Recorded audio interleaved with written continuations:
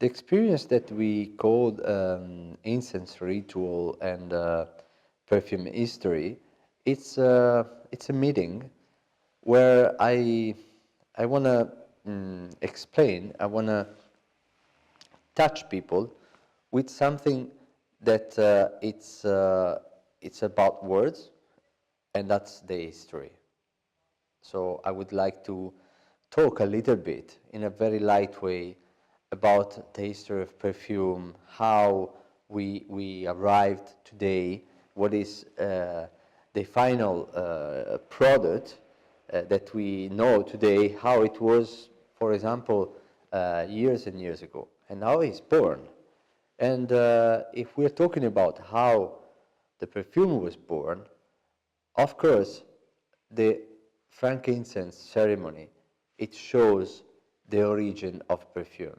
because perfume was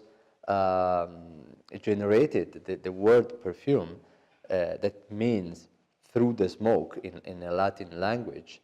it was a ritual. It was a moment where people were getting together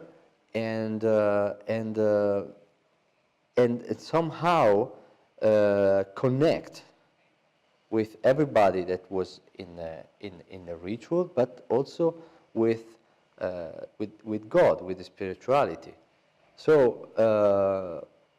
it's really interesting once you participate to this experience, to watch again a bottle of perfume and to use again a bottle of perfume, because it tells you how we arrived to this perfume that we know today, that we hold in our hands when we, wear a perfume, and how we arrived there, the entire process of creating historically a perfume. During this ceremony, people are really touched inside, and you see there is sometimes we can associate the ceremony of incense with music, and it's a real connection of the origin of the perfumery, and it's a real journey. It's a real internal journey that can, last just a few seconds, a few minutes, and then, we open up the windows and we go back to breathe fresh air. But the house or the place that after the ceremony,